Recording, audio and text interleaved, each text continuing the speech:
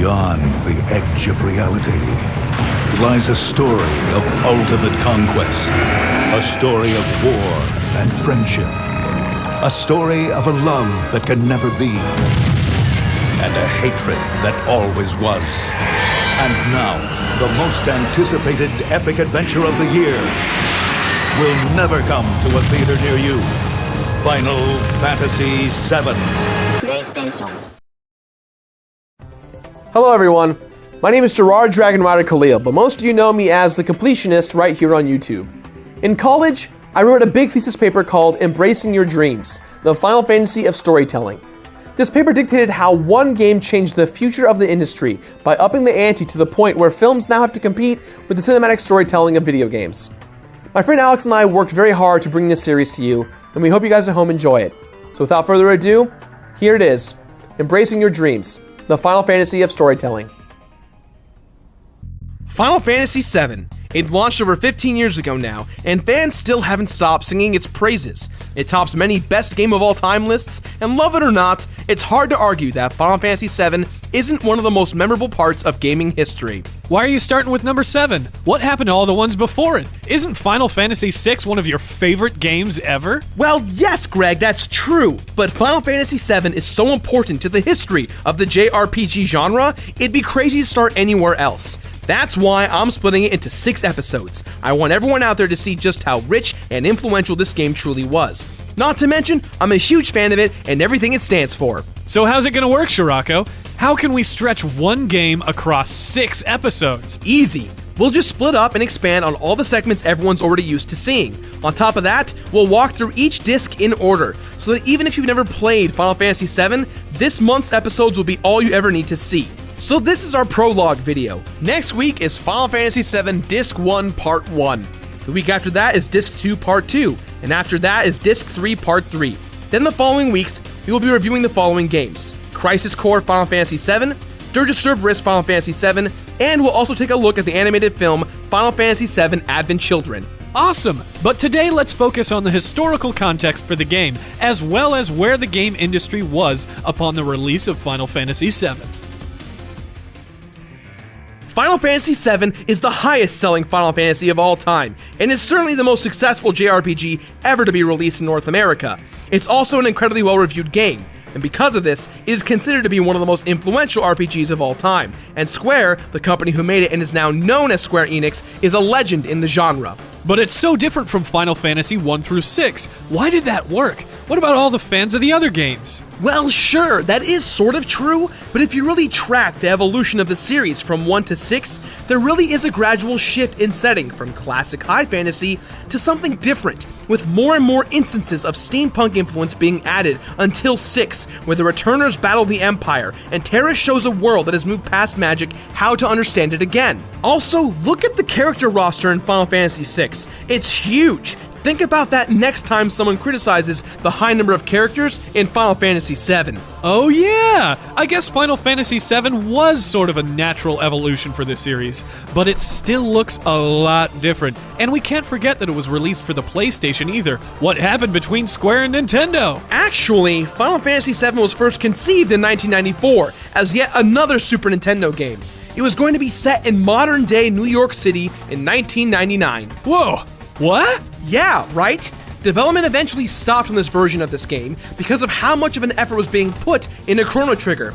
But some of the ideas that came out of development, like setting the game in New York City or Adia the Sorceress, were rescued in other Square games, like Parasite Eve and Final Fantasy VIII. She existed before Sephiroth? That's crazy, but I'll take it. But now something else is bothering me. If Chrono Trigger kept Final Fantasy VII off the SNES, why didn't they just throw it onto the N64? That was the original idea. Remember how the PlayStation originally spun out of Nintendo's abandoned attempts at making a disc-based console with 3D graphics? Yeah, some crazy SNES PS1 Frankenstein thingy, right? Exactly. That's what Square had in mind for Final Fantasy VII in 1995, when they made a tech demo involving Final Fantasy VI characters fighting in 3D. It was awesome, but when Nintendo announced that the N64 was going to be cartridge-based again, Square realized their only option was to end their relationship with Nintendo, and in early 1996, development began on Final Fantasy VII for the PlayStation 1. Or, I guess they could have put it on 13 cartridges. So then the better graphics allowed for more detailed character designs and more intricate environments, which inspired the higher level of technology present on Gaia? That's right, Greg. Ka-chow! But originally, the plot of Final Fantasy VII was totally different. The first plan was to make it a detective story, where you'd be sort of a private eye character chasing a group of criminals who blew up Midgar. That all changed when Final Fantasy creator Hironobu Sakaguchi lost his mother. He decided he wanted to make a game about how when someone dies, it doesn't mean they're gone forever. So that's where we get Aerith's story and the idea of the live stream, right? I know about Final Fantasy. I play fantasy. I fantasize a lot. The only thing left over from the detective concept is that the characters are constantly on the trail of Sephiroth. It didn't really feel like a hard-boiled noir story anymore, but the designers thought it was a good mechanic for moving the story along anyway, so they kept it. Disclaimer: in explaining the details of the game's story, events are listed in chronological order. This can sometimes ruin for players if the game might be a surprise reveal. We do this so that we can consider all of the characters' motivations as we analyze their journey through the game. If this sounds like it might be a problem for you, that's fine. Stop this video right here, play through the game, then come back another time. We'll be here waiting. Final Fantasy VII is a story-based game around the themes of loss and personal identity. These concepts are woven in the story of the game at many points, and because this is what I love most about the game, our plot summary will revolve around this thing. Of course, we also know that the plot of this game is huge, and that every little bit deserves attention, so we've split up the story by which of the 3 game discs it appears on. Next week will be Disc 1, and then Disc 2 and 3 in the following weeks. Today, for the plot section of this giant completionist episode, we're going to cover everything that happens in the plot before the events of the game actually start. So without any further ado, Beardman... Yeah, Greg? Take it away! Sit back, relax, and come with us on the analytical journey through Final Fantasy VII. In the ancient past, an alien race settles on the planet Gaia. They call themselves the Cetra, and they exist happily alongside the native human inhabitants, and both of them use the Lifestream. The Lifestream is what Sakaguchi uses as an analogy for heaven and the afterlife. It's a source of pure magical energy that connects every living thing on Gaia. You come from it when you're born, and you return to it when you die. Also, people do Let's Plays on it. Around 2,000 years before the game begins, Jenova, the calamity of the skies, arrives on the planet disguised as a Cetra. It wants Gaia for itself, and it begins exterminating the Cetra and corrupting the planet. Gaia fights back by concentrating the Livestream at the Great North Cave to create a bunch of giant creatures to help defeat Jenova. These are known as the Weapons. Much like Pacific Rim, these huge monsters are a reference to the old Japanese kaiju monster films. Pacific Rim is incredible. If you haven't seen it yet, you really should. However, before the weapons can be used, the Cetra defeat Jenova and seal her in a rock. The weapons become inert and enter hibernation. The Cetra barely survive, and the few that are left just kind of disappear into the human population. This is our first huge example of loss and identity. Jenova exacts both upon the Cetra. As time goes on, humans grow and civilization becomes centered around a huge industrial city called Midgar. Its name came from the Old Norse Midgard, which refers to the central realm, or middle world, of the 9 mythical planes. Just like its Norse counterpart, Midgar is surrounded by a giant desert. The Cetra are practically non-existent at this point and are now more commonly known as the Ancients. A company called Shinra runs Midgar and uses its giant reactors to tap into the Lifestream, harvesting and selling it in a form called Mako. Everyone uses Mako for energy and for manufacturing materia, magical spheres containing spells. Shinra grows in power until it becomes a world shadow government. They know draining the Mako is hurting the planet, but they're so powerful they don't care. A puppet mayor is appointed to run Midgar, and Shinra also runs the military and forms secret police. It's a terrible place to live for most, and finally, the small amount of rich people that are there move off of the planet's surface to live up on a giant cluster of raised plates high above the city. In the last 50 years before Final Fantasy VII begins, it creates a social civil war with the rich literally above and the poor below. At the height of their power, Shinra also creates Soldier, an elite unit of Mako-enhanced super soldiers, and the Turks, a secret group of covert assassins. One of these Turks is named Vincent Valentine. Trust me, you're going to want to remember that name since it becomes pretty important later on. In Cosmo Canyon, another part of Gaia entirely, Nanaki is born to a small tribe of intelligent, four-legged lion folk who are having a war with a tribe called the Gi. Nanaki's father saves the tribe from the Gi, but Nanaki's mother is killed, and his father is turned to stone in the process. Loss and identity are evident here as well, because Nanaki never found out who his father was, and believes he was abandoned when the Gi came. The creatures of Nanaki's tribe live very long, and while their story is symbolically very similar to that of the ancients, they also share some actual connections with them. Wait, who the heck is Nanaki? Oh, I should have been more specific. You might know Nanaki by his other name, Project Red 13. Gotcha. Around the same time, in a rural little coal mining town called Corel, a little boy named Barrett Wallace is born. What? I'm just imagining Barrett as a little boy. What do you have instead of an arm back then? A super soaker? Also, Barrett Wallace sounds an awful lot like Bruce Willis. Alright, go on. So about 30 years before the beginning of the game, a man named Professor Gas discovers Genova hibernating inside Mount Nibble. He convinces Shinra to help fund his research, believing Genova to be a living specimen of the ancient Cetra tribe. Professor Gas and another scientist named Hojo begin researching into creating humans with the same powers as the ancients in a basement laboratory, hidden under a mansion in a nearby town of Nibelheim. As a fun fact, Nibelheim roughly translates to cloud home in German, but it's also a reference to Niflheim, the Old Norse cradle of life. Both translations are perfect for what's going on here, but we'll get to that in a little bit.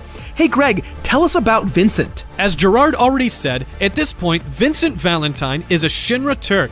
He's assigned to keep an eye on Gast and Hojo during their research. And while he's there, he falls in love with Lucrezia, another one of the scientists at Nibelheim Mansion. Sadly, she's already in love with Hojo, and when she turns down Vincent's marriage proposal, he's devastated. However, Hojo is secretly just using Lucrezia, and once he impregnates her, he injects her womb with Genova cells. This completely ruins her body, and she's totally mutated by the time the baby is born. Vincent is obviously pretty upset, but when he tries to confront Hojo about it, Hojo captures him and subjects him to experiments. Lucrezia flees to live alone at Waterfall Cave, and when Vincent realizes everything that's happened, he seals himself in a coffin below Nibelheim Mansion for 30 years. Hojo escapes to Midgar with his son, Sephiroth.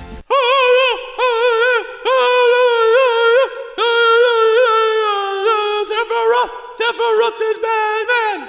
What we should be talking about is the crap Vincent just went through and how well it ties into our overarching themes of loss and identity. He loses his love and both of them are literally mutated, which severely alters their identities. Man, poor guy has been through the ringer. And I'm not talking about that awful Sarah Michelle Gellar show. Anyways, what about that Gas dude? He becomes horrified by what Hojo is up to and strikes out on his own to find out more about the ancients. He spends some time over in Cosmo Canyon, amongst other things, and eventually he meets Ifalna, one of the last real living Cetra on Gaia.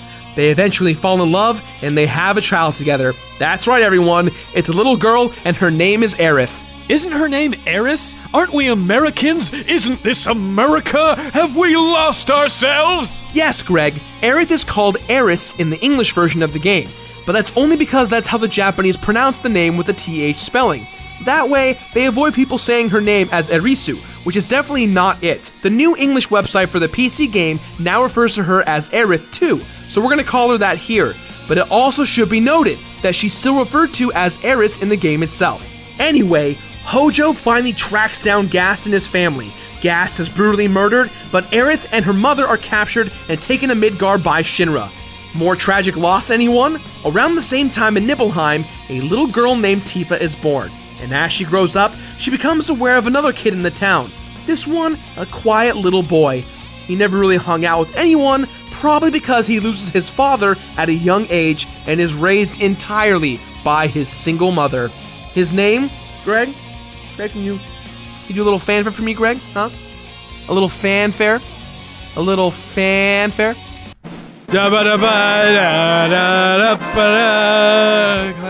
Cloud Strife. He's the main character of Final Fantasy VII and is often named as one of the best characters to ever be in a video game.